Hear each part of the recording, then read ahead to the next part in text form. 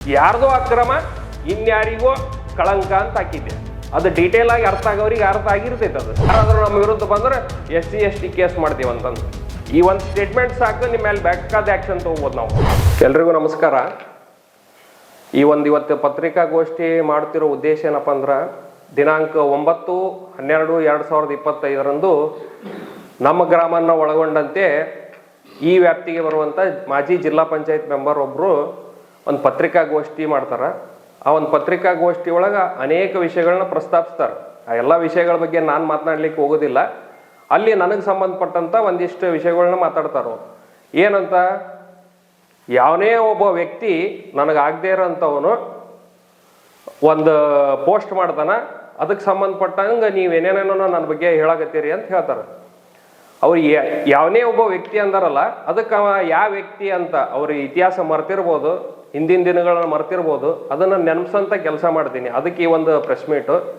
ಮೊದಲನೇದಾಗಿ 2010 ಅವರು ಜಿಲ್ಲಾ ಪಂಚಾಯತ್ ಎಲೆಕ್ಷನಿಗೆ ನಿಂದಿರ್ತಾರೆ. ಈ ಒಂದು ಗೊರವಾಳ ಇಂಗಳಿಗೆ ಗ್ರಾಮದೊಳಗೆ ಅಥವಾ ಈ ಭಾಗದೊಳಗೆ ಅವರಿಂದ ಅಡ್ಡಾಡಕ್ಕೆ 4 ಜನನೂ ಇದ್ದಿಲ್ಲ. ಸ್ವಲ್ಪ ಜನ ಇದ್ರು, ಬಟ್ ಈ ಕಡೆ ಅಷ್ಟು ವೋಟ್ ಬ್ಯಾಂಕ್ ಇದ್ದಿಲ್ಲ. ಅಂತ ಒಂದು ಪರಿಸ್ಥಿತಿ ಒಳಗೆ ಏನು ಮಾಡಿದೀವಿ ನಾವು, ನಮ್ಮ ಮನೆಗೆ ಬಂದು ನಿಂತಿದ್ರು. ಅವರು ಬಂದು ನಿಂತಾಗ ಆಯ್ತು, ನಮ್ಮವರೇ, ನಮಗೆ ಬೇಕಾದವರೇ ಇವರು, ಅದಕ್ಕೆ ಇವ್ರಿಗೆ ಒಂದು ಸ್ಕೋಪ್ ಕೊಡೋಣ ಅಂತೇಳಿ ನಾವೆಲ್ಲ ಕಷ್ಟಪಟ್ಟು ಅವ್ರಿಂದ ಓಡಾಡಿ ಅವ್ರನ್ನ 250 ಓಟ್ಗಳ ಅಂತರದೊಳಗೆ ಗೆಲುವು ಆಗಲಿಕ್ಕೆ ನಮ್ಮದೊಂದು ಅಳಿಲು ಸೇವೆ ಇದೆ. ಅದೇ ವ್ಯಕ್ತಿನೇ ಇವತ್ತು ಪೋಸ್ಟ್ ಮಾಡಿರೋದು. ಮೊದಲನೇ ವಿಷಯ, 2018ರಿಂದ 23 ಇಲ್ಲಿ ಬೇರೆ ಪಕ್ಷದ ಆಡಳಿತ ಇರ್ತೈತಿ. ಅಂಥ ಒಂದು ಸಮಯದೊಳಗೆ ಏನಾಗುತ್ತೆ, ಸಾಕಷ್ಟು ಅಭಿವೃದ್ಧಿ ಕಾರ್ಯಕ್ರಮ ಯಾವ ಪಕ್ಷ ಆದರೂ ಬಂದವರು ಮಾಡೋರೆ. ಅದೇ ರೀತಿ ನಮ್ಮ ಗ್ರಾಮದೊಳಗೂ ಭಾಳಷ್ಟು ಅಭಿವೃದ್ಧಿ ಕಾರ್ಯಕ್ರಮಗಳನ್ನ ಅವ್ರು ಅವತ್ತಿನ ದಿವಸದೊಳಗೆ ನಡೆಸಿದ್ರು. ಒಂದು ಏನಾಗುತ್ತಲ್ಲಿ PWD ಅಧಿಕಾರಿಗಳು ಹಾಗೂ ಗುತ್ತಿಗೆದಾರ ಬಾಗಲಕೋಟದವನು ಒಂದು ಗೋಲ್ಮಾಲ್ ಮಾಡಿ ಒಂದು 20 ಲಕ್ಷ ರೂಪಾಯಿ ಬಿಲ್ ಎತ್ತಾ ಇದ್ರು. ಆ ಬಿಲ್ ಎತ್ತಂಥ ಸಮಯದೊಳಗೆ ಅದು ನನ್ನ ಗಮನಕ್ಕೆ ಬರುತ್ತೆ. ಅದು ಎಂಥ ಬಿಲ್ ಇರ್ತೈತೆ ಅಂತಂದ್ರೆ, ಮುಖ್ಯ ರಸ್ತೆ, ಗ್ರಾಮದೊಳಗಿರೋಂಥ ಮುಖ್ಯ ರಸ್ತೆ ಗಟ್ರ್ ಇದ್ದಂಗೆ ಇತ್ತು, ಅದಕ್ಕೆ CC ರೋಡ್ ಆಗಿತ್ತು, ಬಟ್ ಅದು ಮಾಡಿರಲಿಲ್ಲ ಅವರು. ಅದಕ್ಕೆ ನಾನೇನು ಮಾಡಿದೆ, ಅದು ನನ್ನ ಗಮನಕ್ಕೆ ಬರಲಾಗಿ ಕಾನೂನಿನ ಮುಖಾಂತರ ಹೋರಾಟ ಮಾಡಿ ಅವ್ರೀಗ ಸ್ವಲ್ಪ ತಾಕೀತು ಮಾಡಿದಾಗ ಅವರು ಜೈಲಿಗೆ ಹೋಗೋಂಥ ಪರಿಸ್ಥಿತಿ ಬರ್ತೈತಿ. ಅವಾಗ ಅಧಿಕಾರಿಗಳು ಅವತ್ತಿನ ಗುತ್ತಿಗೆದಾರ ನಮ್ಮ ಮನೆಗೆ ಓಡಿ ಬರ್ತಾರೆ. ಓಡಿ ಬಂದು ಕುಂತಾಗ ನಾನೇನು ಅದಕ್ಕೆ ಬಗ್ಲಿಲ್ಲ. ನಿಮಗೆ ತಪ್ಪು ಮಾಡಿದಿರಿ, ನಿಮಗೆ ಶಿಕ್ಷೆ ಆಗಲೇಬೇಕಂತ ನಿಂತಿದ್ದೆ. ಅಂಥ ಒಂದು ಸಮಯದೊಳಗೆ ನೀವೇ ನನಗೆ ಕಾಲ್ ಮಾಡ್ತೀರಿ. ಕಾಲ್ ಮಾಡಿ, ಆ ಗುತ್ತಿಗೆದಾರ ನನಗೆ ಭಾಳ ಸಂಬಂಧಪಟ್ಟವ, ನನಗೆ ಬೇಕಾದವ, ಬಿಟ್ಬಿಡು ಪ್ರಶಾಂತ್ ಅಂತ ಹೇಳ್ತೀರಿ. ನಾನು ಅವ್ರನ್ನ ಬಿಡ್ತಿರ್ಲಿಲ್ಲ. ನೀವೇನೋ ಒಂದು ಹೇಳಿದಿರ ಅಂತ ಅವ್ರನ್ನ ಜೈಲಿಗೆ ಹೋಗ್ಸೋದು ಅಷ್ಟೇ ತಪ್ಪಿಸಿದೆ, ಆದ್ರೆ ಕೆಲಸ ಮಾಡಲೇಬೇಕಂತ ಹೇಳಿದೆ. ಆ ಒಂದು ಕಾರಣಾರ್ಥ ಇವತ್ತು ಇಲ್ಲೇ ಇದೆ CC ರೋಡ್. ನೀವು ಮೀಡಿಯಾದವ್ರನ್ನು ನೋಡ್ಬೋದು. ಇವತ್ತು ಇಡೀ ನಮ್ಮ ಗ್ರಾಮದ ಜನ ನೆನೆಸ್ತೈತೆ ಅದು. ಅವತ್ತೇನು ನೀವು ರಿಕ್ವೆಸ್ಟ್ ಮಾಡ್ಕೊಂಡಿದ್ರಲ್ಲ, ಅದೇ ವ್ಯಕ್ತಿ ಇವತ್ತು ನಿಮ್ಮ ಬಗ್ಗೆನೂ ಪೋಸ್ಟ್ ಮಾಡಿರೋದು. ಇದು 3ನೇದ್ದು. ಆಮೇಲೆ ನೆಕ್ಸ್ಟ್ 2023 ಅಸೆಂಬ್ಲಿ ಎಲೆಕ್ಷನ್ ಬರ್ತೈತಿ. ನನ್ನ ಜಡ್ಪಿ ಕ್ಷೇತ್ರ ಅಂತ ನೀವೇನು ಹೇಳ್ತಿದ್ರಲ್ಲ, ಬಲ್ಕುಂದಿ, ಸಂಕಲಾಪುರ, ಗೊರವಾಳ, ಇಂಗಳಗಿ, ಚಿನ್ನಾಪುರ, ತೊಂಡ್ಯಾಳ, ಗೋಪ್ಶಾನಿ, ಬೂದಿಯಾಳ, ಈ ಕಡೆ ಸೈಡ್ ಹೋದ್ರೆ ಕೆಸರುಬಾವಿ, ಉನ್ಕುಂಟಿ, ಈ ಅನೇಕ ಗ್ರಾಮದೊಳಗೆ ನಾನೇ ನೀವು ಮಾಡ್ಬೇಕಾಗಿರೋಂಥ ಕೆಲಸ ನನಗೆ ನೀವು ಜವಾಬ್ದಾರಿ ಕೊಟ್ಟಿದ್ರಿ. ಓಡಾಡಿ ಹೋಗಿ ಎಲ್ಲ ಕಡೆನೂ ಪ್ರಾಸ್ತಾವಿಕ ಭಾಷಣ ಮಾಡಿ, ಯುವಕರ ಮನವೊಲಿಸುವಂಥ ಕೆಲಸ ಮಾಡಿ, ನನ್ನ ಒಂದು ಅಳಿಲು ಸೇವೆಯಿಂದ ನಾನೇ ಮಾಡಿದ್ದೀನಿ ಅಂತಲ್ಲ, ನನ್ನ ಒಂದು ಕಾಂಟ್ರಿಬ್ಯೂಷನ್ ಇದೆ. ಆ ಒಂದು ಕಾರಣಕ್ಕೆ ಅವತ್ತಿನ ಪಕ್ಷದ ನಮ್ಮ ನಾಯಕರು ಅವರು ಆರಿಸಿ ಬರ್ತಾರೆ. ಇವೆಲ್ಲ ಆಗ್ತಾವೆ. ಇವೆಲ್ಲ ಆಗೋದ್ರಿಂದ ಅದೇ ವ್ಯಕ್ತಿನೇ ಇವತ್ತು ನಿಮ್ಮ ಬಗ್ಗೆ ಪೋಸ್ಟ್ ಮಾಡಿರೋದು. ಈ ಪೋಸ್ಟ್ ಮಾಡಬೇಕಾದ್ರೂ ಸುಮ್ಮನೆ ಮಾಡಿರಲ್ಲ. ನೀವು ಏನೋ ತಪ್ಪು ಮಾಡಿರ್ತೀರಲ್ಲ, ನಿಮ್ಮ ಮನಸ್ಸಾಕ್ಷಿ ಇದ್ರೆ ಗೊತ್ತಾಗುತ್ತೆ. ನೀವೇನು ಮಾಡಿರಲ್ಲ ಅದಕ್ಕೆ ಉತ್ತರಾರ್ಥವಾಗಿ ಆ ಒಂದು ಪೋಸ್ಟ್ ಹಾಕಿದ್ದೆ. ಅದು ಪೋಸ್ಟ್ ಏನಂತ ಹಾಕಿದ್ದೆ, ನಾನು ಯಾರ್ದೋ ಅಕ್ರಮ ಇನ್ಯಾರಿಗೋ ಕಳಂಕ ಅಂತ ಹಾಕಿದ್ದೆ. ಅದು ಡೀಟೇಲ್ ಆಗಿ ಅರ್ಥ ಆಗೋರಿಗೆ ಅರ್ಥ ಆಗಿರ್ತೈತೆ. ಅದು ಹೌದಾ?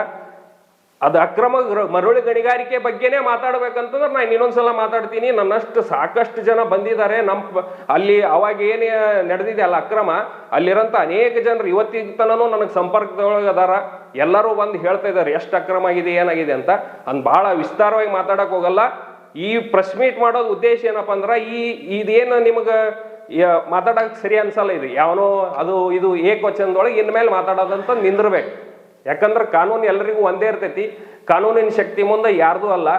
ಯಾಕಂದ್ರೆ ನೀವು ಪ್ರತಿ ಹೆಜ್ಜೆ ಒಳಗೆ ನಾವು ನಿಮ್ಮದು ತಪ್ಪು ಕಂಡುಹಿಡಿಬೋದು. ಈಗ ಉದಾಹರಣೆಗೆ ಹೇಳ್ಬೇಕಪ್ಪ ಅಂದ್ರೆ, ಮೊನ್ನೆ ಪ್ರೆಸ್ ಮೀಟ್ ಮಾಡ್ಬೇಕಾದ್ರೆ ಒಂದು ವಿಷಯ ಹೇಳ್ತೀರಿ ನೀವು, ಯಾರಾದರೂ ನಮ್ಮ ವಿರುದ್ಧ ಬಂದ್ರೆ SC/ST ಕೇಸ್ ಮಾಡ್ತೀವಿ ಅಂತಂದು.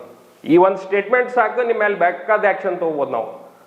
ಈಗ ಈ ಒಂದು ಪ್ರೆಸ್ ಮೀಟ್ ಮುಖಾಂತರನೇ ಹೇಳ್ತೀನಿ, ಮಾನ್ಯ SP ಸಾಹೇಬರಿಗೆ, ಸಿದ್ಧಾರ್ಥ್ ಗೋಯಲ್ ಸರ್, ನನಗನ್ಸುತ್ತೆ ಅವರಿಗೆ ಕನ್ನಡ ಬರ್ತೈತೆ ಇಲ್ಲ ಗೊತ್ತಿಲ್ಲ, ಸ್ವಲ್ಪ ಇಂಗ್ಲೀಷ್ದೊಳಗೆ ಅದೊಂದು ಮಾತು ಹೇಳ್ಬಿಡ್ತೀನಿ. Sir is making open statement, is threatening the people of this area and is openly saying that he is going to file a fake SC/ST cases. So this statement you have to consider seriously and you have to make investigation. So ಇದ್ರ ಬಗ್ಗೆ ತನಿಖೆ ಆಗ್ಬೇಕು, ಅವ್ರು ಯಾವ ಆಧಾರದ ಮೇಲೆ ಆ statement ಮಾಡಿದ್ರಂತ. ಆಮೇಲೆ ಇನ್ನು ಹೇಳ್ತಾ ಹೋದ್ರೆ ಸಾಕಷ್ಟು, ಒಂದು ತಪ್ಪು ಕಂಡುಹಿಡಿಬೇಕಂತಂದ್ರೆ ಅದಕ್ಕೆ ನಿಂತರ ಸಾಕಷ್ಟು ಮಾಡ್ಬೋದು. ಎಲ್ಲಾ ಪಕ್ಷದವ್ರ ಕಡೆಯಿಂದನೂ ತಪ್ಪಾಗಿರ್ತಾವ, ಇವೆಲ್ಲ ಆಗಕ್ಕೆ ಹೋಗ್ಬಾರ್ದು. ಬರ್ತಕ್ಕಂಥ ದಿವಸದೊಳಗೆ ಏನೋ ಒಂದು ಸಣ್ಣದು ಒಂದು ದೊಡ್ಡದು ತಪ್ಪಾಗಿರ್ತಾವ. ಆ ತಪ್ಪುಗಳನ್ನೆಲ್ಲ ಮನ್ನಣೆ ಮಾಡೋಂಥ ಗುಣ ಎಲ್ಲರಿಗೂ ಬೆಳಿಬೇಕು. ಯಾಕಪ್ಪ ಅಂದ್ರೆ ನಮ್ಮ ನೆಕ್ಸ್ಟ್ ಜನ್ರೇಷನ್ ಇದೆ, ಅವ್ರು ನೋಡ್ತಾ ಇದ್ದಾರೆ. ನಾವೊಬ್ರಿಗೆ ಯಾರಿಗೂ ಬೈಯೋದು, ಇನ್ನೊಬ್ರು ನಮಗೆ ಬೈಯೋದು, ಇದೇ ವಾತಾವರಣ ಮುಂದುವರೆದ್ರೆ ದೇಶ ಕಟ್ಟಂತ ಕೆಲಸ ಆಗಲ್ಲ. ನಮ್ಮ ತಾಲೂಕದೊಳಗೆ ಅಭಿವೃದ್ಧಿ ಕಾರ್ಯಕ್ರಮಕ್ಕೆ ಭಾಳ ತೊಂದರೆ ಆಗ್ತೈತಿ. ಅದಕ್ಕೊಂದು ಆಸ್ ಎ ವೆಲ್ ನಾಲೆಜಬಲ್ ಆಗಿ ಪರ್ಸನ್ ಆಗಿ ನಾನು ಹೇಳ್ಬೇಕಪ್ಪ ಏನಪ್ಪ ಅಂತಂದ್ರೆ, ಇಂಥವನ್ನೆಲ್ಲ ಆಟಾಟೋಪುಗಳನ್ನ ಮಾಡಿರೋ ತಪ್ಪುಗಳನ್ನ ಸಮರ್ಥನೆ ಮಾಡ್ಕೊಳ್ಳೋಂಥವು ಇಂಥವನ್ನೆಲ್ಲ ನಿಂದಿರಿಸ್ಬೇಕು. ಇಲ್ಲ ಇದನ್ನ ಹಿಂಗೆ ಮುಂದುವರ್ಸ್ಕೊಂತ ಹೋದ್ರಪ್ಪ ಅಂದ್ರೆ ಎಲ್ಲರಿಂದನೂ ಎಲ್ಲರೂ ಸಮಾಜನೂ ಇರ್ತಾವ, ಬೇರೆ ಸಮಾಜದವ್ರು ಅನ್ಯೋನ್ಯವಾಗಿರೋಂಥವ್ರು ಎಲ್ಲರೂ ಅವರು ಬಂಧು ಬಳಗ ಇರ್ತೈತಿ, ಗೆಳೆಯರು ಇರ್ತಾರ, ಎಲ್ಲದಕ್ಕಿಂತ ಮುಖ್ಯವಾಗಿ ಕಾನೂನು ಇರ್ತೈತಿ. ಅದಕ್ಕೆ ಇನ್ಮ್ಯಾಗ ಇಂಥವೆಲ್ಲವನ್ನೂ ಇಲ್ಲಿಗೆ ನಿಂದಿರಿಸಿ ಎಲ್ಲರನ್ನೂ ಗೌರವಿತವಾಗಿ ಕಾಣಬೇಕು, ಗೌರವಿತವಾಗಿ ಪ್ರೀತಿಯಿಂದ ಮಾತಾಡಿಸ್ಬೇಕು. ಇಂಥ ಕಾರ್ಯಕ್ರಮಗಳು ಆಗಬೇಕು. ಅಂಥ ಒಂದು ಬಾಂಧವ್ಯ ನಮ್ಮ ತಾಲೂಕದೊಳಗೆ ಅಪೇಕ್ಷೆ ಪಡ್ತಂಥ ವ್ಯಕ್ತಿಗಳೊಳಗೆ ನಾನು ಮೊದಲನೇದವ. ಸೊ ಅದಕ್ಕೆ ಇಂಥವೆಲ್ಲ ಬರ್ತಕ್ಕಂಥ ದಿವಸದೊಳಗೆ ಅಪೇಕ್ಷೆ ಪಡ್ತಾ ಇವನ್ನೆಲ್ಲವನ್ನೂ ಇಲ್ಲಿಗೆ ಸ್ಟಾಪ್ ಮಾಡ್ಬೇಕಂತ ಹೇಳಿ ಈ ಒಂದು ಪ್ರೆಸ್ ಮೀಟ್ ಮುಖಾಂತರ ಮನವಿ ಮಾಡ್ತಾ ಇದ್ದೀನಿ. ಇದನ್ನೇನು ಯಾರಿಗೂ ಅಂಜಿ ಏನು ಹೇಳ್ತಾ ಇಲ್ಲ. ಮತ್ತೆ ನೀವು ಬೇರೆ ಟೈಪ್ ತೊಳ್ಕೊಳಕ್ ಹೋಗ್ಬೇಡ್ರಿ. ಎಲ್ಲಾರ್ದು ಅವ್ರದೇ ಇಂದ ಒಂದು ಶಕ್ತಿ ಇರ್ತೈತಿ. ಯಾವ ಹಂತಕ್ಕೆ ಹೋದ್ರೂ ಅದಕ್ಕಿಂತ ಹೆಚ್ಚಿಗೆ ಹೋಗಕ್ಕೆ ಇನ್ನೊಂದು 10 ಹಂತ ಇದ್ದೇ ಇರ್ತಾವ. ಎಲ್ಲರಿಗೂ ಇನ್ನೊಬ್ರು ಸಪೋರ್ಟ್ ಕೊಡ್ತಾರೆ. ಮಿತ್ರ ಶತ್ರು ಅಂತ ಅಂತಾರೆ. ಸೊ ಹಿಂಗಾಗಿ ಒಬ್ಬೊಬ್ರು ಕೈ ಜೋಡಿಸ್ಕೊಂತ ಹೋದ್ರೆ ಯಾರನ್ನ ಏನ್ ಬೇಕಾದ್ರೂ ಮಾಡ್ಬೋದು. ಅದಕ್ಕಿಂತವೆಲ್ಲ ಆಗಕ್ಕೆ ಹೋಗ್ಬಾರ್ದು. ಇನ್ಮ್ಯಾಗ ಎಲ್ಲ ಈ ಆಟಾಟೋಪುಗಳು ನಿಂತು ಎಲ್ಲರನ್ನು ಗೌರವಿತವಾಗಿ ಕಾಣಬೇಕು. ಅಂದ್ರೆ ಎಲ್ಲರೂ ಅನ್ಯೋನ್ಯವಾಗಿರ್ತಾರ. ಇಲ್ಲ, ಯಾಕಂದ್ರೆ ಕಾನೂನು ಭಾಳ ಸೂಕ್ಷ್ಮ ಇದೆ. ಈಗ ಆಗ್ಲೇ ಒಂದು ಪೊಲೀಸ್ ಡಿಪಾರ್ಟ್ಮೆಂಟ್ ಸಾಹೇಬ್ರದ್ದು ಹೇಳಿದೆ ನಾನು. ಅದೇ ರೀತಿ ಈಗ ಹೇಳ್ತಾ ಹೋದ್ರೆ ಈಗ ಇಲ್ಕಲ್ IB ಇದೆ, ಇನ್ಸ್ಪೆಕ್ಷನ್ ಬೆಂಗಳೂರು. ಅಲ್ಲಿ ಹೋಗಿ ಅಧಿಕಾರಿಗಳು ಮಾಡ್ಲಿ, ರಾಜಕಾರಣಿಗಳು, ಜನಪ್ರತಿನಿಧಿಗಳು ಮಾಡ್ಲಿ, ಯಾರ್ಯಾರೋ ಹೋಗಿ ನೀವು ಅಲ್ಲಿ ಪ್ರೆಸ್ ಮೀಟ್ ಮಾಡ್ತೀರಿ. ಎದಕ್ಕೆ ಮಾಡ್ತೀರಿ ಪ್ರೆಸ್ ಮೀಟ್? ಅದಕ್ಕೆ ಅವಕಾಶ ಇದೆನಾ? PWD ಇಲಾಖೆದವ್ರಿಗೆ ಕೇಳಕ್ಕೆ ಇಷ್ಟಪಡ್ತೀನಿ ನಾನು. ಇಂಥವೆಲ್ಲ ನಿಂದಿರ್ಬೇಕು. ಏನೋ ಆಗ್ತಿರ್ತಾವ, ಇವೆಲ್ಲ ಫ್ಲೋದಾಗ ಆಗ್ತಿರ್ತಾವ. ಇಂಥವನ್ನೆಲ್ಲವೂ ನಿಂದ್ರಸಾಕಾಗಲ್ಲ. ಯಾಕಪ್ಪ ಅಂದ್ರೆ ಸಿಸ್ಟಮ್ ಆ ರೀತಿ ಡೆವಲಪ್ ಆಗಿದೆ. ಸೊ ಅದಕ್ಕೆ ಇಂಥವಕ್ಕೆಲ್ಲ ಜಾಸ್ತಿ ಒತ್ತು ಕೊಡ್ಲಾರ್ದ ಇನ್ಮೇಲೆ ಎಲ್ಲರೂ ಅನ್ಯೋನ್ಯವಾಗಿ ಹೋಗಂತ ಕಾರ್ಯಕ್ರಮ ಆಗಬೇಕು. ಇರ್ಲಿಲ್ಲ ಅಂತಂತಂದ್ರೆ ಕಾನೂನು ಬಹಳ ದೊಡ್ಡದಿದೆ. ಬಾಬಾ ಸಾಹೇಬ್ ಅಂಬೇಡ್ಕರ್ ಸಾಹೇಬ್ರು ಕೊಟ್ಟಂತ ಕಾನೂನಿದೆ. ಅದ್ರ ಮುಖಾಂತರ ಎಲ್ಲರೂ ಹೋಗಂತ ಆಗ್ತಾವ. ಎಲ್ಲರೂ ಬಂಧು ಬಳಗನು ಎಲ್ಲರಿಂದನೂ ಇರ್ತಾರ. ಅದಕ್ಕೆ ಇಂಥವೆಲ್ಲ ನಿಂದ್ರಿಸ್ತೀರಿ ಅಂತ ಅನ್ಕೊಂಡು ಎಲ್ಲರನ್ನು ಗೌರವಿತವಾಗಿ ನೋಡ್ಕೋತೀರಿ. ನಾವು ನೋಡ್ಕೋತೀವಿ, ನಾವು ಅದೇ ಇನ್ಮೇಲೆ ನಾವು ಗೌರವವಾಗಿರ್ತಾನೆ ಇರ್ತೀವಿ ಅಂತ ಇಷ್ಟು ಹೇಳ್ತಾ ಈ ಒಂದು ಪ್ರೆಸ್ ಮೀಟಿಂಗ್ ಇಲ್ಲಿಗ ಮುಗಿಸಂತ ಪ್ರಯತ್ನ ಮಾಡ್ತೀನಿ. ಎಲ್ಲರಿಗೂ ಧನ್ಯವಾದಗಳು. ಇನ್ನಷ್ಟು ಅಪ್ಡೇಟ್ಗಳಿಗಾಗಿ ಫಾಲೋ ಮಾಡಿ ವಿಜಯ ಧ್ವನಿ ನ್ಯೂಸ್.